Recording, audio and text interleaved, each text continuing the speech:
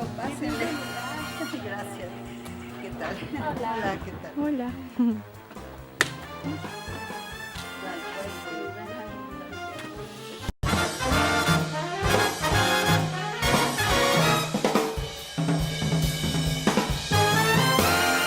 Hola, bienvenidos al 8º capítulo de Los Monstruos Me Hablan.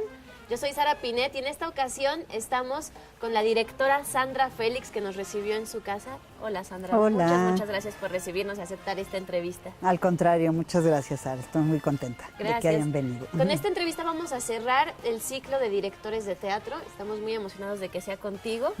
Y bueno, a ver, platícanos. ¿Tú cómo llegaste al mundo del teatro?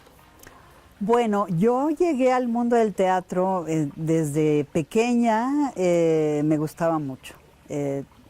Cuando era, no sé, tenía 10 años o algo así, me gustaba mucho ir a ver comedias musicales.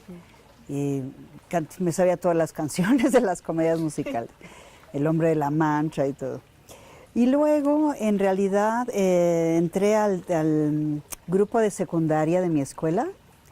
Empezamos a hacer el Tartufo de Molière, me acuerdo, con la maestra de español. Y eso fue en tercero de secundaria, luego en la prepa también estaba en el grupo de teatro. Ahí actuabas en todas Ahí actuaba en todas esas. Y ya no cantaba ahí, solo en la regadera, pero lo que comprendí es que yo iba en la prepa y no me interesaba tanto las materias de la prepa como estar lista para ir a mis ensayos del taller de la secundaria y prepa de la escuela. Me llevaba cosas de mi casa siempre, me encantaba siempre llevarme la mesita de mi casa, la bata de mi mamá. Todo para tus escenas. Todo para mis escenas. Entonces yo adoraba el teatro desde entonces, desde muy chica. Y después ya que acabé la prepa, estaba un poco entre la decisión de ser antropóloga social o hacer teatro, pero sabía yo que en el fondo lo que quería era hacer teatro. Entonces estaba un poco con la decisión si me quedaba en México, en el CUT o en el IMBA, o me iba a Inglaterra. Alguna vez alguna persona, algún chavo me dijo, ¿por qué no vas a Inglaterra? Porque ahí está muy bien las escuelas de teatro y la tradición teatral. Y mi hermano, uno de mis hermanos mayores, con el que me llevo mucho, vivía en Inglaterra porque estudió matemáticas allá.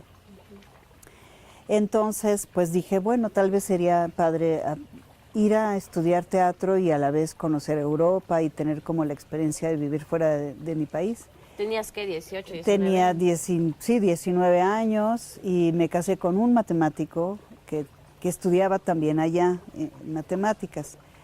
Entonces, pues como que él iba a hacer su maestría y su doctorado allá, entonces pues decidimos que yo también lo alcanzara, irme con él, juntos. Y pues ya me fui a la escuela de teatro en Inglaterra. Una parte fue muy positiva, digamos, y otra fue tal vez hasta un poco negativa porque pues era todo en inglés, tenía que improvisar en inglés y entonces como que había algo que se me dificultaba, ¿no? Como que no podías estar al 100 No ahí. podía estar al 100 porque, o sea, hablaba bien inglés, pero no tan bilingüe. Entonces, eso me frenó un poco.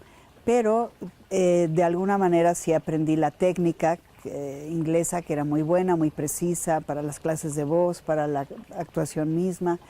Y pues viví 5 años en Europa.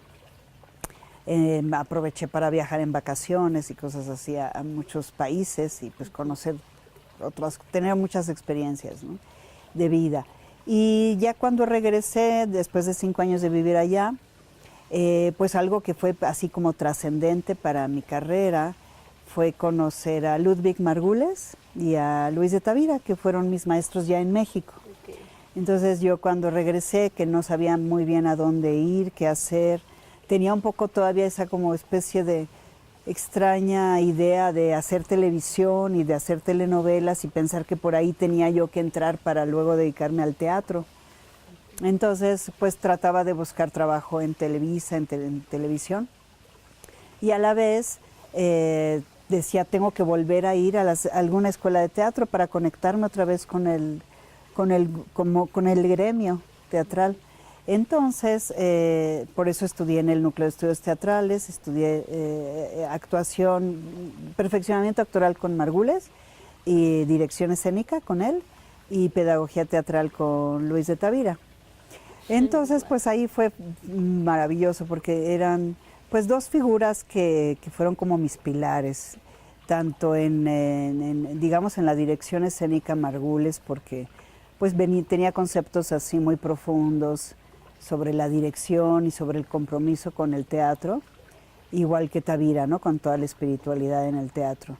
Entonces pienso que toda la experiencia de Inglaterra, que era como un poco más técnica, más metódica, precisa, también muy, muy bonita, pero que digamos que la parte de la profundidad y el compromiso con el teatro, o hacer un teatro de mucha calidad y muy, muy personal, se me dio más con ellos, aquí en México. ¿Y tú ahí ya tenías la idea de dirigir o seguías nada más con la idea de actuar? Mira, algo pasó muy chistoso. Cuando viví en Inglaterra, que estudié 3 años en una escuela en Londres, y luego para esperar al que fue mi marido, mi primer marido, que era un matemático y que estaba haciendo su maestría en Brighton, en Sussex, yo tenía que hacer algo mientras que él acababa su maestría y su doctorado. Y entonces estaba yo en una universidad, estábamos en una universidad, yo nada más iba de visita a esa universidad porque ya había acabado la carrera, y vi que había un grupo de teatro ahí, de estudiantes. Entonces primero entré como una actriz a estar en el grupo de teatro, y luego me di cuenta que podía yo dirigir ahí. Y entonces como que algo me llamó la atención. Fue como un clic que hice con la dirección escénica. Compré un manualito así de cómo dirigir su obra. ¿De veras? Pasos a seguir, sí, te lo juro. Y entonces pues ya monté ahí La Cantante Calva. ¿Esa fue tu primera obra? Mi primera obra fue La Cantante Calva. Con los estudiantes de la Universidad de Sussex, en un barecito de la universidad, precioso, y con puros ingleses. Y La Cantante Calva, y después Eurídice de Jean Anouilh, que era una obra ya con más actores. Fue mi segundo montaje ahí, porque pues digo, había un teatro, tenía una pequeña producción, los actores que eran realmente estudiantes de otras carreras, pero pues les gustaba trabajar en el teatro, tener la experiencia. Entonces, esas fueron mis primeras 2 direcciones, que me encantó. Y cuando regresé a México, pues mi idea era dirigir, era realmente actuar, pero algo me empezó a llamar la atención en la dirección, por eso también entré con Margules a tomar las clases de dirección escénica. Y en mis primeros ejercicios de dirección, pues me fascinó, o sea, como que ya, digamos que ya interiormente yo sabía que podía dar mucho más como directora que como actriz. Okay. O sea, que la actuación a mí me había servido en particular para comprender qué siente un actor, qué nervios tiene, qué procesos cómo va a ser su proceso creativo, cómo va a tener sus inseguridades en un momento, cómo va a poder desarrollar su personaje, qué cosas le afligen, pero que era para mí más fuerte poder dirigir a los actores. Claro, te ayudó todo eso para poder dirigirlos, exacto, no para seguir actuando tú. Exacto, ajá. Y que podía yo decir mucho más a través del teatro, interpretando el texto y conduciendo a los actores, realmente conduciendo. Okay. Ajá. Y ya aquí en México, ¿cómo fue el caminito que empezaste a hacer para ser directora? Para ser directora, pues bueno, primero con estas clases con Margules. Algo también que me hizo muy bien fue que uno de mis primeros trabajos fue en la Biblioteca de México. Había ahí o sea, estaba, digamos, la parte de los libros, pero también había talleres. Entonces me invitaron a dirigir el taller de teatro de la Biblioteca de México para ser docente para muchachos que apenas empezaban a actuar y montar obras.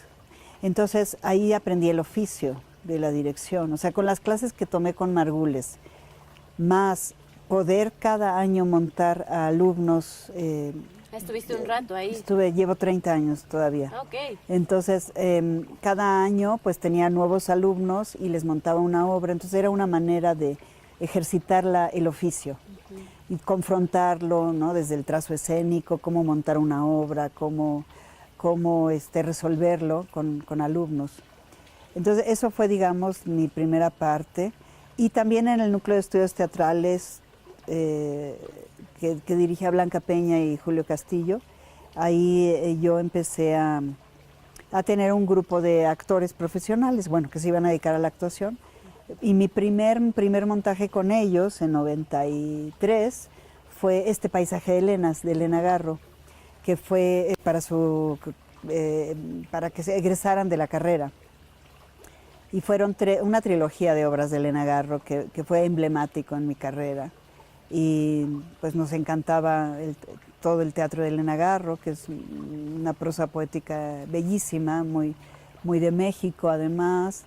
Y los actores estaban fascinados, ¿no? Los alumnos, porque siempre decíamos, bueno, para escoger una obra de teatro, ¿qué queremos decir con esa obra de teatro, ¿no? Que era algo que nos decía mucho Margules en las clases, ¿no? Que cuando montas una obra, pues tiene que ser la obra que realmente te llegue, que te diga algo a ti, que quieras tú, que no pueda esperar, o sea, la obra que quieres dirigir y que no puede esperar. ¿Esa la escogieron en conjunto? Esa la escogimos en conjunto porque estuvimos busque obras para ver que les gustaran a ellos, que a mí me gustaran.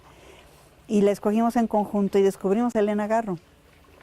Era muy difícil hace 25 años encontrar sus obras, no estaban publicadas, era un misterio porque tuvo una vida donde en un momento dado fue como muy criticada y perseguida en México. Y entonces pues era difícil encontrar sus obras, pero encontramos un hogar sólido y nos conmovió muchísimo su texto y todo lo que hablaba sobre la vida y sobre la muerte y sobre la familia y sobre la mujer, etcétera. Entonces pues nos enamoramos de ese texto, que es muy breve, de 35 minutos, y fuimos a buscar más obras de ella. Entonces nos dimos a la tarea de ver qué más había de Elena Garro. Entonces fuimos encontrando dos obras que se conectaban muy bien con esta obra. ¿Y esa trilogía fue toda como parte del montaje final? Sí, entonces fue un montaje final donde pues ya las tres obras juntas parecía todo un discurso sobre la vida de una misma mujer, una mujer mágica que va buscando pues el sentido de la vida a través de cómo percibe el mundo, en contra de un mundo patriarcal, digamos. Entonces, en esas tres pequeñas obras había tres mujeres principales y las hacía una sola actriz, entonces se llamaba Titina, luego Lidia y luego Clara y luego Lidia, y bueno, todo el grupo de actores. Entonces, ese montaje pues me dio mucha fuerza, digamos, porque pues mucha gente lo fue a ver. El espacio ¿Sientes que sí fue como un impulso de un tu impulso carrera? muy bonito? Philippe Amand, que yo ya era mi pareja en esa época, hizo un espacio alternativo en el mismo Núcleo de Estudios Teatrales, un pasillo que era muy profundo y que había una escalera de caracol que daba hacia la azotea, o sea, era como un espacio alternativo, digamos, en la misma casa de la Condesa. Entonces era como muy bonito, el público se sentaba en unas graditas, solo cabían 20 espectadores, pero bueno, todo el mundo quiso ir a verla, ¿no? Víctor Hugo Rascón Banda escribió, Vicente Leñero estaba feliz de verla, entonces fue como mi entrada, digamos, al mundo profesional. Y a partir de ahí, Ajá. ¿cómo fue? ¿Tú te invitaron como a dirigir obras? ¿Había compañías que te invitaban a dirigirles algo? ¿O había instituciones que te contrataban para dirigir? ¿O tú empezaste a proponer tus propios proyectos y a producirlos? ¿O cómo fue eso? Yo empecé a proponer mis propios proyectos. Digamos que este Paisaje de Elenas, luego lo metimos a un festival que se llamó Cervantes en todas partes, que era un festival alternativo del Festival de Guanajuato, del Cervantino. Y luego me di cuenta que para mí era muy importante poder meter mis proyectos. Entonces los metí a Coinversiones del FONCA, que ya existía esa beca. Yo tuve jóvenes creadores, a partir de este Paisaje de Elenas metí la beca de jóvenes creadores Y con Jóvenes Creadores tenía yo que meter mis propios proyectos. Entonces, de ahí pues empecé a buscar qué obras quería, de qué quería hablar, por qué quería hablar, qué autores me conmovían, qué autores me identificaban. Entonces monté otra obra de Elena Garro, que fue La Dama Boba. Nos fuimos a Chiapas a hacer teatro escolar ahí, con una invitación de Mario Espinosa. Ahí no nos fue nada bien, fue lo opuesto, o sea, fue lo opuesto porque, bueno, empezaba el programa de teatro escolar y entonces fuimos como... la obra de La Dama Boba de Elena Garro trata de una mujer mágica también, como las otras que te platiqué, pero es una mujer indígena. Entonces, esta obra yo la escogí porque era el 94, era el movimiento zapatista, empezaba el movimiento zapatista con el subcomandante Marcos. Yo dije, ay, qué bueno hacer teatro escolar en Chiapas, porque bueno, nos estaban invitando algunos directores a llevar teatro escolar a los estados. Entonces a mí me invitaron como invitada, como directora invitada, digamos.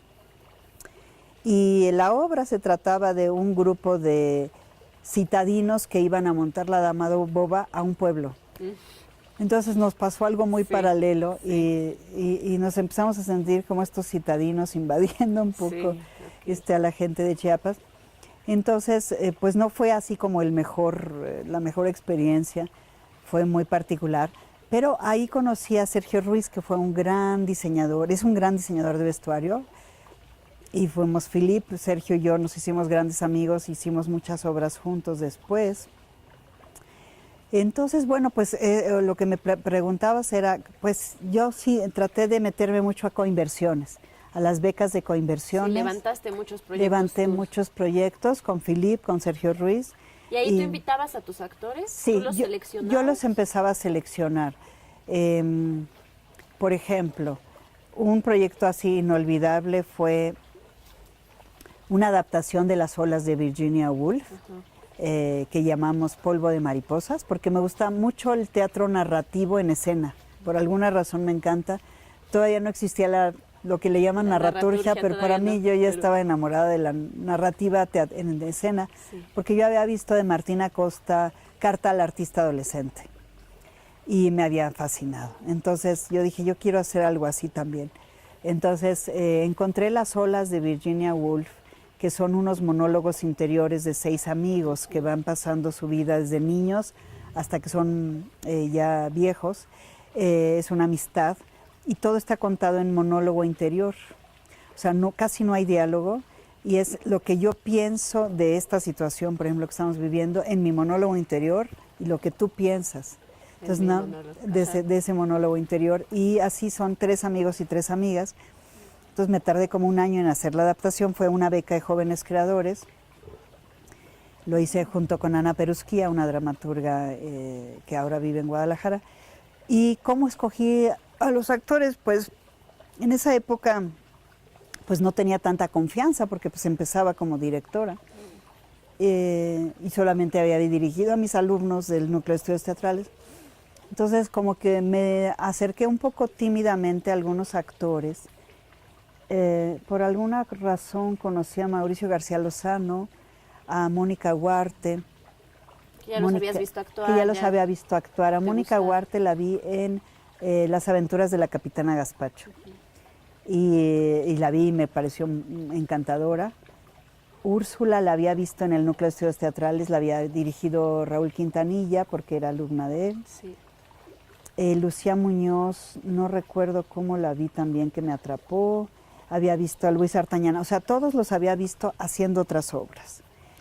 Entonces, y José Sefami y Pablo Gershanik. Bueno, pues los fui invitando tímidamente a ver si querían hacer esta obra que se llamó Polvo de mariposas, con la beca de coinversión. Y los llamé.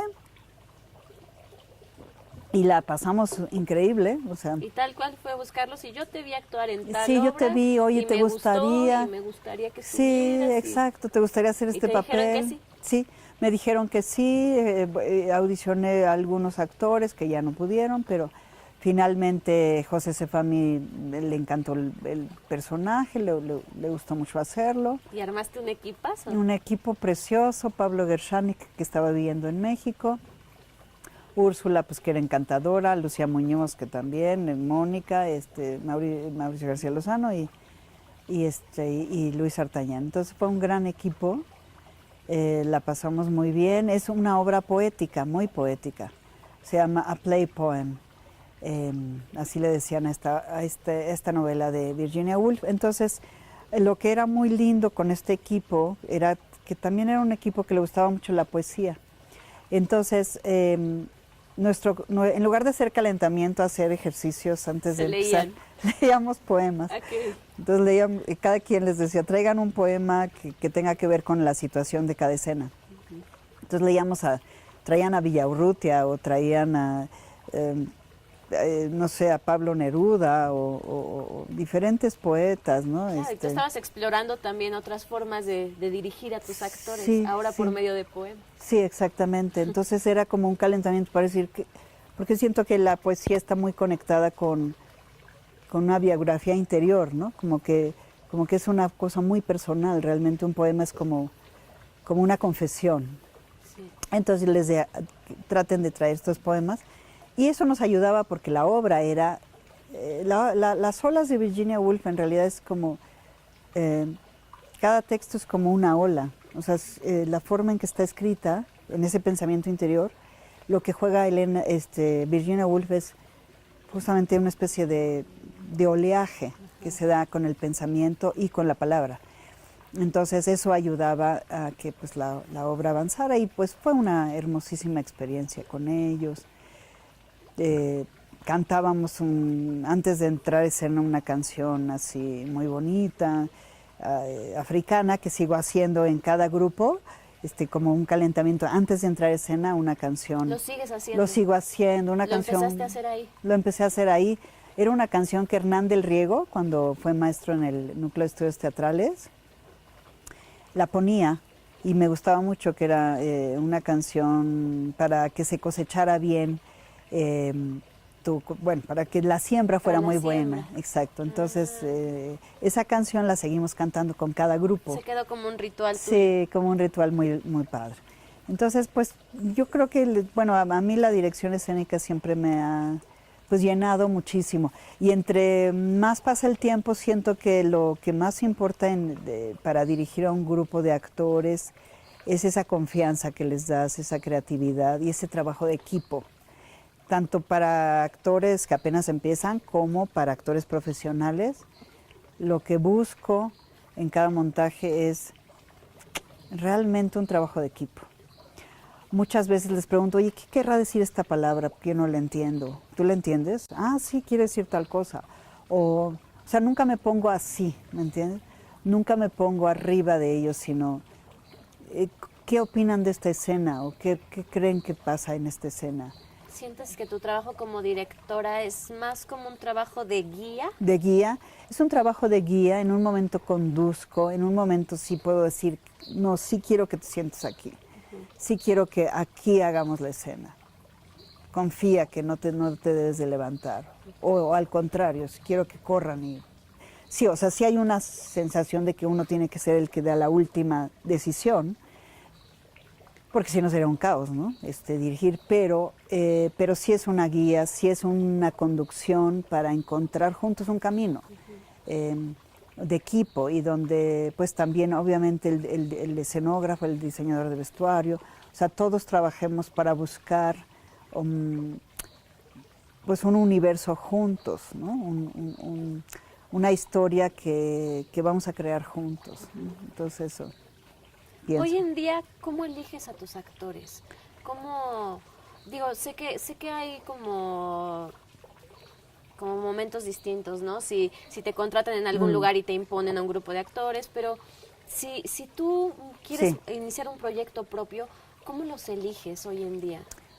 Bueno, a ver, mira, por ejemplo, una vez monté Los perros de Elena Garro y ¿qué hice? Pues necesitaba una jovencita y y busqué por una exalumna me dijo, oye, hay alguien en la ENAD que puede darte este papel, porque yo empecé a audicionar. O sea, una manera es audicionando. Tú sí haces audiciones, Sí hago ¿verdad? audiciones. Sí. ¿Cómo te diré? A veces ha sido porque son alumnos, exalumnos que invito, y a veces pido ayuda y digo, oigan, ¿conocen a alguien o podemos hacer audiciones? O voy conociendo a gente que me echa la mano.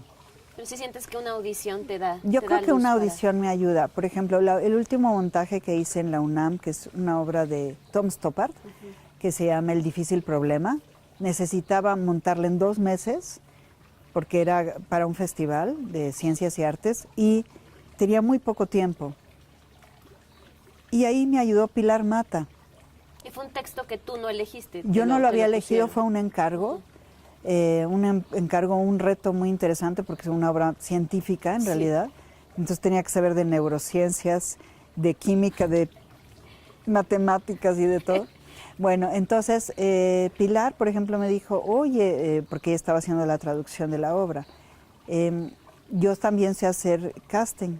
Y yo, oye, pues me podrías ayudar porque la verdad es que en 10 días, en 2 meses, ¿cómo voy a encontrar un equipo tan rápido y con ciertas características, ¿no? El elenco. Entonces, porque sucedía en Inglaterra. Entonces yo quería pues que fueran en general gente que pareciera británica. Y tenía una china, por ejemplo, en escena, y tenía, bueno, como ciertos rasgos, unas niñas chicas, una niña chica. Y entonces pues ella me sugirió varios actores que yo no conocía.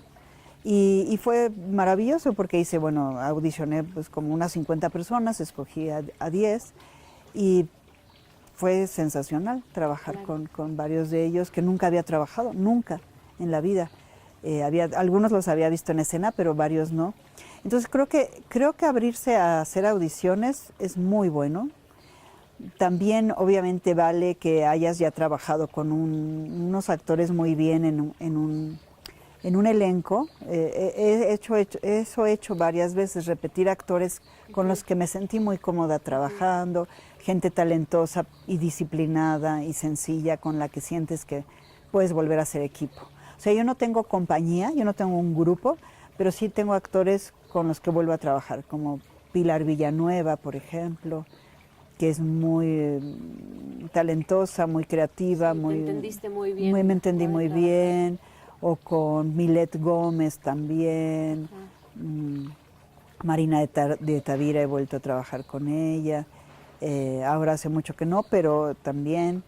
Y bueno, en otros sentidos con la Compañía Nacional de Teatro, ahora he hecho varios montajes con ellos, como 3, y pues eso también ha sido muy padre porque bueno, pues tú puedes escoger a los actores con los que te sientes contenta de trabajar, ¿no? En una compañía que eres como un director invitado, pues también puedes seleccionar a tus propios actores porque pues crees que queden en los personajes, ¿no? Que puedan dar estos registros. ¿Tú crees que para ti funciona si se acerca algún actor, alguna actriz a decirte, oye, yo quiero, a mí me interesa, ¿qué hago? ¿Funciona que se acerque la gente a ti, que te busque, que te manden un Facebook? No yo sé. creo que sí, funciona hasta cierta medida, digamos, ¿cómo te puedo decir? O sea, si de repente te mandan tus datos, pues en ese sentido, bueno, puede ser que veas un rostro y justamente te interese audicionar. O más bien que te inviten a verlos, a O actuar, ¿no? Creo que lo mejor es que te inviten a ver Okay. sus montajes. Sí. Eso es bueno porque los ves en escena. Pero en caso de que de repente estés buscando audicionar para ciertos personajes, pues vale la pena que los puedas audicionar. Sí. Creo que simplemente que te manden sus datos y una foto no es tan, pues no es, ¿cómo te diré? No es tan fácil que te atrape a alguien y digas, no, ya lo voy a llamar para el siguiente montaje, porque tienes que retener su rostro y su expresión. A veces te pueden llamar para que los conozcas y eso se agradece, ¿no? Que vengan y que te digan quiero trabajar contigo. Pero qué tanto los puedes recordar es un poquito difícil, Sí, claro. ¿no? Sí tendrías que o verlos actuar o que sean tus asistentes. De repente hay alguien que puede querer ser tu asistente de dirección, y eso también es muy interesante. Claro, para alguien que quiera estudiar dirección, digamos, pues es padre que puedan venir como asistentes. Y siempre alguien cumplido, disciplinado y propositivo, pues como asistente de dirección, es una muy buena manera de ir aprendiendo dirección escénica. Claro. Como actor, sí creo que eso, que también tienes que verlos en escena. Sí, Ajá, sí, claro. sí. Y si tú te invitan y vas y los ves en escena o les Sí. haces un casting, Sí. ¿qué es lo que estás buscando ver en un actor? ¿A ti qué te gusta ver en un actor? Sí. ¿Qué te gusta ver en escena? Pero ¿qué te gusta también? ¿Qué cualidades crees que un actor o una actriz tiene que tener? Para una audición, por ejemplo. Para una audición y para trabajar contigo, como para el tipo de teatro que te Sí. gusta a ti hacer. Pues mira, siento que tiene que ser alguien que tenga cierta sensibilidad, no tanto un glamour así de que se ve espectacular, ¿no? Con unas pestañotas, o sea, o que esté vestida muy sexy, o un hombre muy sexy. Eso Físicamente, digo, físicamente no me... ¿Cómo te diré? A menos que esté buscando específicamente algo así para una obra de teatro, ¿no? Pero no tanto ese arreglo como de esa gran vanidad, no. Eso no me va a aportar demasiado, porque si no serán como modelos, ¿no? Me parece que es más interesante que lleguen muy sencillamente, pero que sí en su audición puedan transmitir la ficción. Algo que es para mí importante para un actor es entender que sí pueden creer en la ficción, que sí pueden sumergirse en la ficción, o sea, que sí pueden encontrar verdad en esa realidad que es la ficción. O sea, si se pueden sumergir en ese momento y no sentir que los estás viendo, sino que realmente, por ejemplo, está como ahorita nosotras, ¿no? Que realmente estamos aquí viviendo este momento. Si un actor tiene la capacidad de vivir ese momento sin tener que pajarear y ver si lo están viendo, o arreglarse, o sobreactuar, o sentir que está acartonadamente trabajando, sobreactuando o subactuando, si realmente entran en la ficción, esos son los que me llaman la atención. Ya con eso puedes trabajar lo que sea. Sí, y eso no todos los actores lo logran, porque están muy conscientes de sí mismos. Puede ser que alguien esté nervioso y sienta cierta tensión, pero en general sí confío en los que se dejan sumergir en la ficción, en los que se meten en la situación.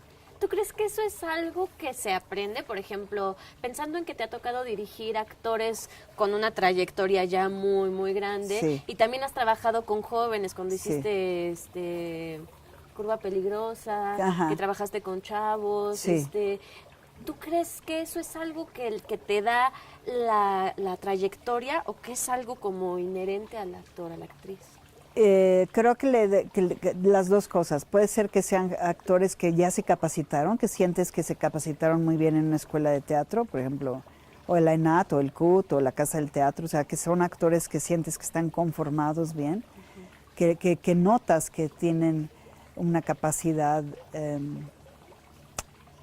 que tienen una formación, sí se nota,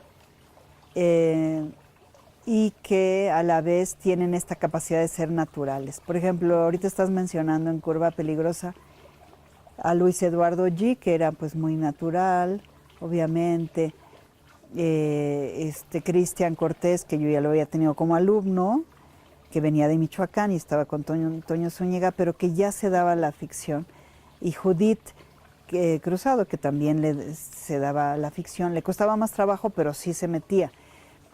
Antes, en esta Curva Peligrosa que hablas, yo había primero audicionado a otro muchacho con el que pensé que podía trabajar, pero no. O sea, a la medida que íbamos haciendo los ensayos, no entraba la ficción.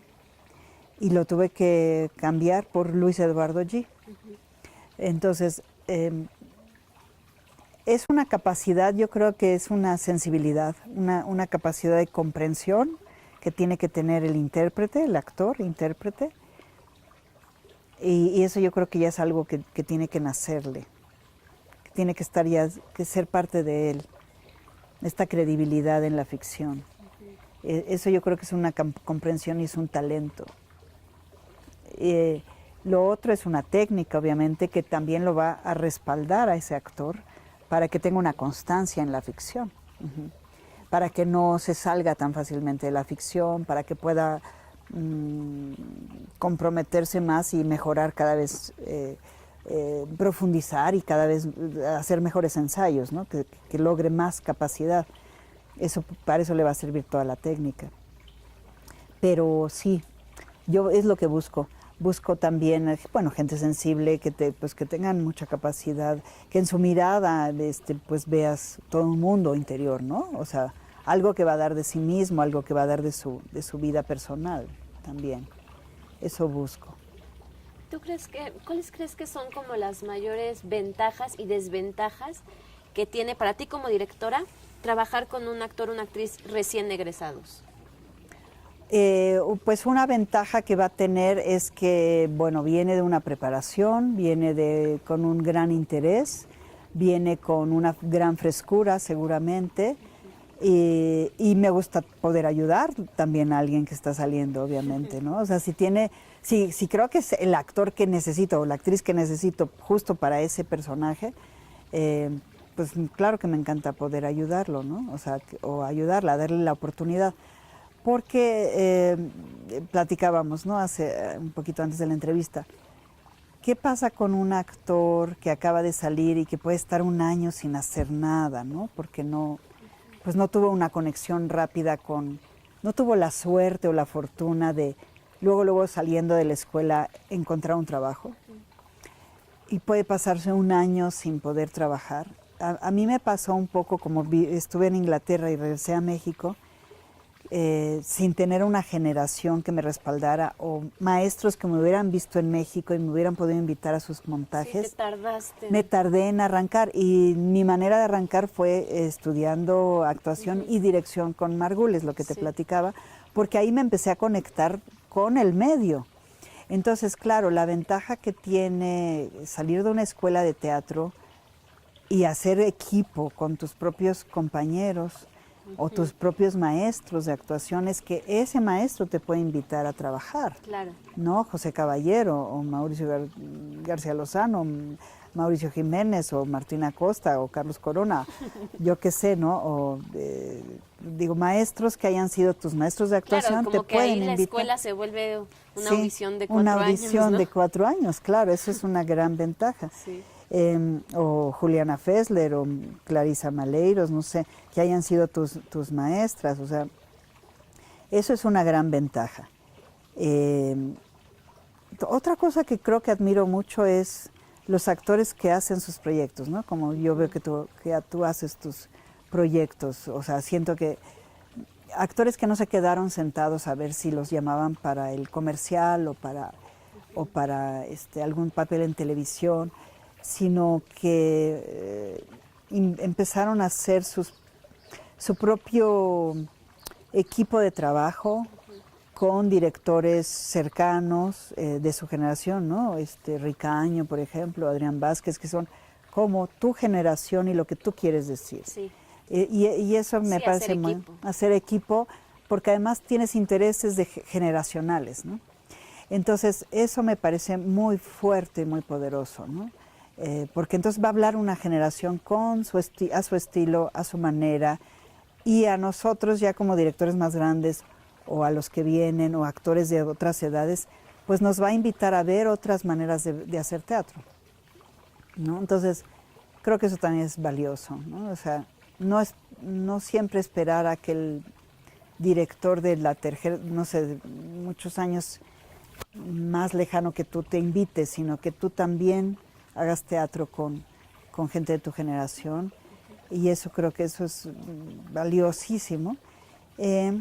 Pero que también, sí, como dices, también te atrevas a buscar a directores. Eso no creo que tampoco esté peleado, ¿no? Sí, creo que lo que ha sido un común como en las entrevistas con directores, incluso con los actores que hemos tenido, ha sido eso, ¿no? Como que la respuesta siempre será no quedarte esperando. Exacto. No quedarte esperando, accionar. Eso es lo más grave que puedes Sí. hacer. Yo, tanto como director, como actor, hay momentos, impases, hay momentos donde uno se queda un poco así quieto, porque creativamente también hay como blancos, ¿no? Que dices, híjole, ¿ahora de qué quiero hablar? ¿O cómo voy a hablar? Sí, ¿no? sí. O qué estoy diciendo, me estoy repitiendo, o ya me estoy estancando. O sea, hay como momentos Claro, sí. que uno duda, Que exigen una pausa. que exigen una pausa o que de alguna manera se da una pausa, pero creo que es lo peor, pero en general creo que lo peor es de quedarse detenido. Y también creo que algo no bueno es criticar por criticar, ¿no? Porque de repente hay actores o grupos o directores o gente que dice, es que a él le dieron todos los apoyos, o es que a esta persona tiene más suerte. Sí. Y entonces están tomando café. Alguna vez comentábamos eso, ¿no? Que por ejemplo, con Luis de Tavira, que pues ha levantado miles de proyectos, pero en Michoacán, por ejemplo, pues había gente que tomaba café en la plaza y lo criticaban, y pues criticaban, pues no veían detrás a una persona que pues que estaba haciendo salas de espera por días y no, o sea, gente que es muy estratégica pero que se friega haciendo las cosas, ¿no? Sí, Entonces, creo que eso es lo mismo que estabas hablando de tu trabajo, que es ¿dónde está mi gatita? hacer equipo, Sí. ¿no? O sea, hacer equipo y no solo con tu equipo y con Sí. tu compañía, sino con un gremio, ¿no? Sí. Que está trabajando tanto como Sí. tú y que quiere las mismas cosas que tú. Claro. Y que de repente como que se vuelve...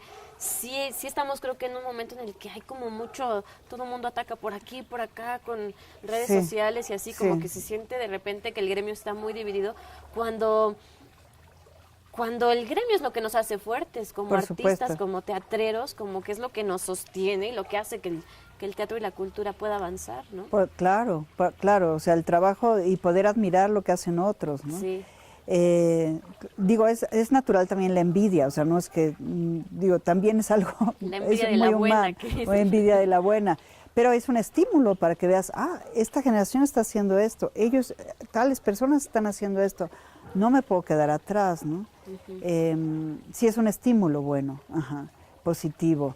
Creo que sí, lo peor es estancarse, lo peor es nada más criticar por criticar, o criticar a las instituciones o a las becas, o criticar al que le da. Eso no sirve de nada. Creo que lo que sirve es sí este impulso creativo de por qué quiero hacer teatro, y como siempre preguntarnos para qué y por qué quiero hacer teatro, ¿no? O sea, ¿qué es lo que me impulsa? ¿De qué quiero hablar? De la complejidad humana, de lo que está sucediendo en mi interior, en el mundo, con mis compañeros, con mi familia. O sea, que sí tengamos de qué hablar. Creo que hacer teatro por hacer teatro o buscar cualquier texto, eso se me hace un poco más mediocre en todo caso, ¿no? O sea, Sí, hacer solo porque, híjole, no estoy haciendo nada, voy a hacer algo y aunque no sea tan bueno, no. Creo que a veces hay cosas que tal vez no nos gustan tanto como otras, pero bueno, hay que verle el lado bueno y verle el lado interesante a un texto, retrabajarlo si es que le faltó al texto un poco de trabajo.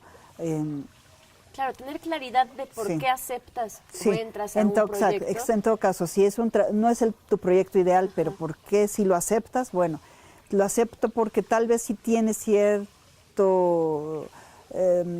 tiene algo que sí puede aportar, o yo le puedo aportar, y trabajarlo un poco para que mejore, ¿no? ese proyecto. Pero en general sí buscar las cosas que realmente van a dar un discurso. Ok, sí. ¿No? Que sí te van a dar Yo lo veo, por ejemplo, en los directores de cine, ¿no? Que pues, no sé, ves a un Polanski o ves a Fellini o Martín Scorsese o quien quieras que admires, o Luis Buñuel, que dices, es que yo quiero ir a ver una película de Luis Buñuel porque tiene un discurso y porque yo quiero ver qué me va a decir ahora Luis Buñuel. Entonces, un poco de la misma manera creo que un director de teatro o un actor o un dramaturgo, ¿qué te va a proponer, no? O sea, para que tengas un público que te siga o que te admire, pues es porque tienes un discurso interesante que quiero ver qué está haciendo ahora tal director o tal directora, ¿no? O sea, ¿de qué va a hablar ahora esta persona, ¿no? ¿Qué nos tiene que transmitir, qué nos quiere compartir de su observación de la vida o de la complejidad humana, ¿no? Entonces hay un compromiso que tienes que seguir para hacerle al arte, digamos, a tu arte, ¿no? Claro, y como actor de repente es un poquito más difícil porque eres parte de muchas compañías, trabajas con muchos directores que tienen, pareciera que el director es el que tiene el discurso, ¿no? O el dramaturgo es el que tiene el discurso, y uno de repente como actor sientes que tú nada más eres como una herramienta para transmitir ese discurso de otra persona, ¿no? De repente como que se puede sentir eso, siento como actor, y siento que es justo cuando tú eliges en qué proyecto estar, es porque convives con ese discurso, porque convives con el discurso de ese director, de ese equipo, ¿no? Cuando se vuelve un director como lo que tú dices, ¿no? Como la directora que tú eres, que no eres una directora que dice, pues este es mi discurso y se chingan y de eso vamos a hablar, ¿no? Sino que se forma algo en grupo, y siento que como actor eso es lo que uno tendría que hacer, ¿no? Como tener muy claro a qué me están invitando, a qué estoy entrando, convivo o no convivo con eso, y entonces decidir sí entrar para no ser nada más como, pues yo estoy aquí contando lo que los otros piensan, pero yo no estoy para nada ahí, que se puede volver muy, muy complicado. Muy frustrante, claro, y lo que tú dices es muy importante porque si no estás al 100% o bueno, al 80% convencido de que de que esa obra te importa, ese texto o ese director o ese personaje, entonces hay algo ahí medio falso o es por una necesidad económica, ¿no?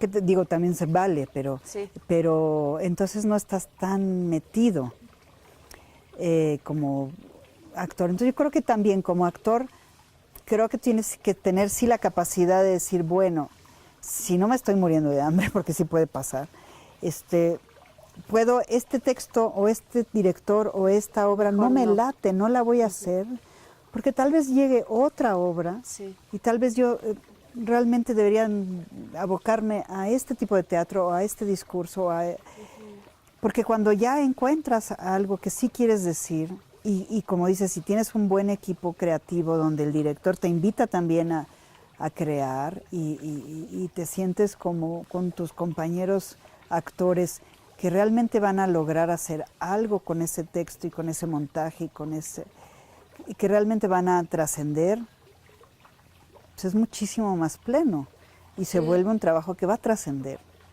Sí, sabes, como que ahorita pensaba, como que yo recuerdo mis primeras como montajes con directores así chonchos, que yo tuve la fortuna de que yo sí convivía mucho con esos discursos, pero siento que muchas veces si eres un actor o una actriz joven, que estás entrando a un proyecto, que te invita un director choncho al que admiras, y como que si no estás muy de acuerdo con el discurso, como que dices, no, pero pues yo cómo voy a decir algo, ¿no? No, yo mejor no, como que no sientes esa confianza, y siento que sí habría que tenerla, ¿no? Si ya estás dentro de un proyecto, si ya te dieron el voto de confianza de invitarte, de aceptarte, de incluirte en un proyecto, sí tendríamos que tener como esa confianza de decir, oigan, a mí esto no, o no lo entiendo, o no me gusta, o propongo tal otra cosa, ¿no?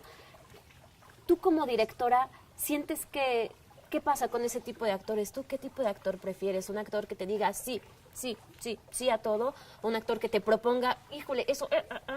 No, pero prefiero un actor que me proponga, o sea, no alguien que diga, no estoy de acuerdo, yo lo dirigiría así, que ya quiera dirigir, no, tampoco, ¿no? O que empiece a ser su propio director o que empiece a dirigir a los demás. Creo que eso no, porque también sería como un contracorriente, ¿no? Pero sí creo que hay actores muy propositivos que te pueden decir, yo opino que no estoy tan de acuerdo en esto por tal cosa y creo que podría proponerte yo esto, ¿no? O sea, que sí haya una capacidad de decir, no me está latiendo. Un diálogo. Un diálogo, por supuesto. Pero quiere decir alguien que realmente está interesado y que realmente le está trabajando su mente y su corazón y está concentrado. Creo que los actores que menos me gustaría trabajar o con los que menos he trabajado son los que nada más van por chambear o que van por hacer, pero que no están metidos. Claro, Esos son los aquí que me pueden, paro, aquí me paro, aquí me paro, así lo digo, Ah, bueno, ¿y hasta dónde, no? O sea, que dan muy poco, pero porque tal vez no están metidos, ¿no? Entonces eso es súper grave. claro. Es mejor, como dice, es mejor que si el actor no está contento con un grupo o no está contento en un discurso, que se pueda salir a tiempo. Yo tuve la experiencia de un actor, me pareció algo muy curioso lo que pasó, lo que sucedió. Una obra que se llamó Ni Independencia ni Revolución de Ríos. 2010 Ni Independencia ni Revolución, que realmente era pues un libro de Ríos, no era una obra de teatro, pero yo adapté en el 2010 y que realmente, pues obviamente tenía una tendencia de hablar de que qué ha pasado con nuestra independencia, qué pasó con nuestra revolución, no logramos realmente gran cosa. Había obviamente una gran crítica a los españoles, a qué pasó con los indígenas, qué pasó, qué sigue pasando ahora, como quedaron muy marginados los indígenas en México, etcétera. Y bueno, yo hice una obra que duró bastante tiempo, muy interesante, con mis alumnos del taller de teatro de la Biblioteca de México. Y dimos una segunda temporada y uno de los actores ya no quiso estar. Y le digo, ¿pero por qué no quieres volver a estar? ¿Qué pasó? Y ya después de un tiempo me confesó, me dijo, es que no estoy de acuerdo con el discurso. Okay. Y yo, ¿pero por qué? No me acabó de decir, no me lo pudo acabar de decir, pero en realidad su familia venía de una familia de abolengo española. Entonces, como que algo le pasó internamente, o sea, como que creo que no pudo ni invitar a su familia a ver la obra. Y entonces, qué fuerte, ¿no? Porque entonces quiere decir que sí había una imposición ahí, pues de, no sé, de una tradición cultural conservadora que... Claro, pero él no lo externó durante los ensayos, que pudo haber sido muy interesante, ¿no? Tener esa plática, ese diálogo con él. Claro, consigo también a ti te hubiera mismo. nutrido de otra cosa. De otra cosa, ¿no? Para entender que, pues, claro, o sea, había una familia atrás que estaba sufriendo porque él estuviera dando un discurso político, social y ético que iba en contra de sus principios, ¿no? Pero bueno, es interesante ver eso que puede pasar, eso que le pasó a este actor y que nos puede pasar a todos, ¿no? Sí. Tanto como actor, director, autor. Hasta dónde tenemos una ética de ciertas cosas que no nos gustaría, de las que no estaríamos de acuerdo. Sí, y que se vale decir, no, yo no comulgo con lo que está diciendo este autor. Sí, ¿no? Que se vale ponerlo a discusión. Y se vale ponerlo a discusión. O un actor, bueno, ahorita hablando de otro discurso, que puede ser un actor un director, ¿no? Esta clásica cosa de que si te desnuda un director en escena, claro que siempre o si te dice o que te masturbes en escena, hasta dónde realmente es importante, es interesante, sí crees en lo que está proponiendo el director, sí es atrevido a hacer una escena sexual, o hasta dónde, ¿no? O sea, creo que, o qué pasa con gente que hace cine o tele, ¿no? O sea, son temas que hay que como acabar de ver hasta dónde el actor va a confiar en esto o va a decir, no, sí, creo que esta escena amerita pues un acto erótico o sexual hasta cierto punto, ¿no? No, y que es muy personal, ¿no? Y que es muy algo personal. Que para mí puede resultar de, pues sí, esto a mí no me confronta y por mí está bien, para otra persona puede ser... Tal vez es algo que no quiere hacer, ¿no? O que sí se va a sentir muy incómodo. Sí, respetar esos procesos, respetar esos procesos, exacto, y ver, ok, este actor sí puede desnudarse, o sí la escena lo amerita, o no, o son cosas que uno puede trabajar de otra manera. Y dice, ok, sí te entiendo, tampoco es exponer al actor. Sí, como recién egresado pasa mucho que uno siente que tiene que decir sí a todo porque apenas está empezando y porque pues el otro es el que sabe y uno es inexperto y de repente no, de repente saber que uno tiene opciones, ¿no? Para... Sí, y pues tanto de cómo hacer la escena, que puedes decir, oye, sí, ¿qué tal si no me expongo tanto? O qué tal si lo hacemos un poco más discreto? ¿Hasta dónde puedo yo llegar? y hasta dónde puede ser hasta quizá más efectiva una escena, ¿no? Claro, y la respuesta en todos estos casos que hemos platicado es el diálogo. Sí. El diálogo con tu director, el diálogo con tus compañeros, con tu equipo creativo, el diálogo con tu compañía. Por supuesto. Sí, hay que tener un diálogo y decir, esto no me hace sentir cómodo, que puede no ser algo sexual, puede ser de Puede otro ser lo que tipo. sea. Puede ser de ideológico, puede ser que el director quiere que grite en esta escena, pero a mí no me nace Sí, gritado, claro. me nace ser más contenido, o viceversa. Aquí quiero gritar porque creo que el personaje puede gritar y no tan contenido, no sé. Claro. Entonces, como que ese diálogo, como dices, es importante. Claro. Híjole. Ahí está mi gatita. Ya se subió. Se subió al techo y ahora no puede bajar. Ahorita vamos por ella. Sí. Oye, muchísimas gracias por esta entrevista, Sandra.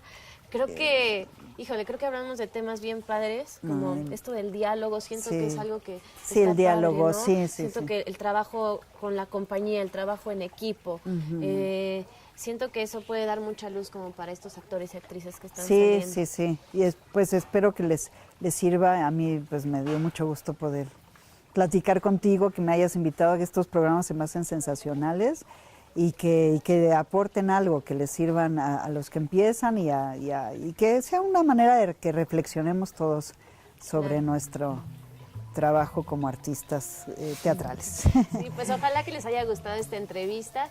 Con esta cerramos el bloque de directores y próximamente vamos a estar empezando un nuevo bloque que va a ser sorpresa. Espero que les interese. Nos vemos el próximo capítulo. Muchas gracias, Ana. Te trajimos tu regalo, un monstruito. Un monstruo. De los monstruos me hablan. Gracias por acompañarnos. Sí, con 3 ojos. Gracias, qué linda. Gracias. Gracias.